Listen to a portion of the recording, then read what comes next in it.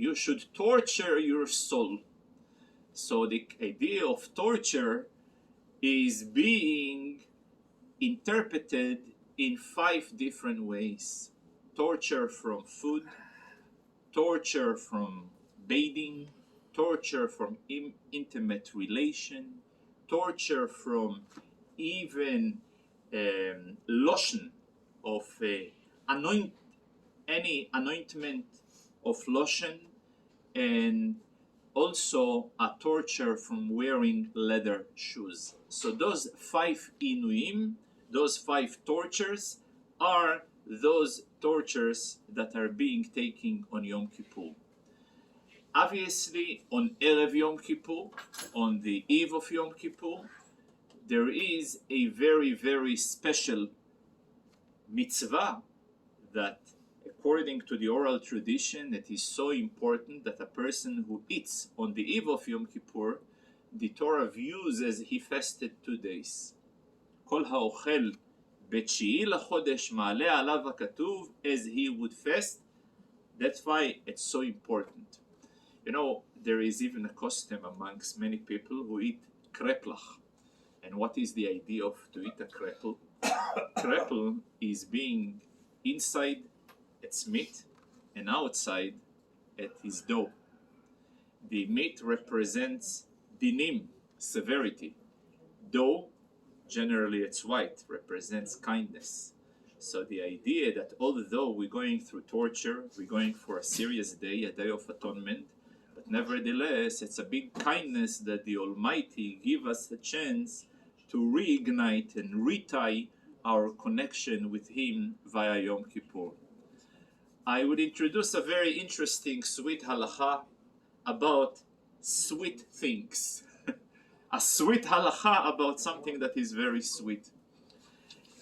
Again, like in anything, like in any commandments, there is the biblical aspect and there is the rabbinical aspect. So when it comes to food, as we spoke before, food for a person to violate the prohibition of Yom Kippur needs to have a certain measurement. And what is the measurement when it comes to Yom Kippur? It needs to be when it comes to drinks, melo lukmav, when it comes to food, kekotevet hagasa, there is a certain measurement which is slightly more than just a kezait. Now, there is another rule. If an individual have stuffed himself, he stuffed to an end, to a point that any extra ounce of food will not going to gain any pleasure of it. It will torture him.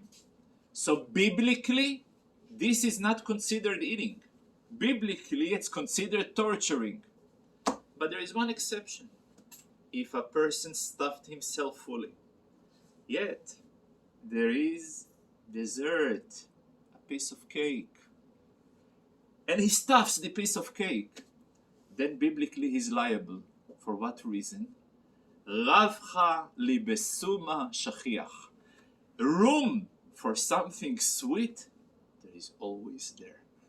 There is always there, no matter how much the person is stuffed. There is always room for something sweet.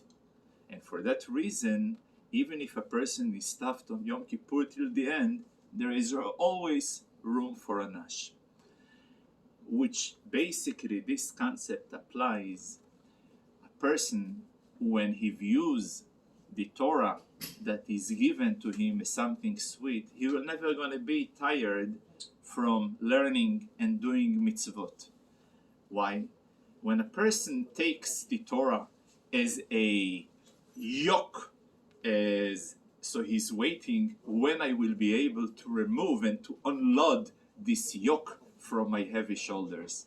But when a person takes the Torah as a very sweet dessert, there is always room, no matter how much he's stuffed, there is more room to stuff more. And in that note, I would like to wish everybody we should always view the Torah and the mitzvahs as something sweet, which will always gonna have room and koyach to conduct and to get involved. And I can wish you Shabbat Shalom, and thank you very much.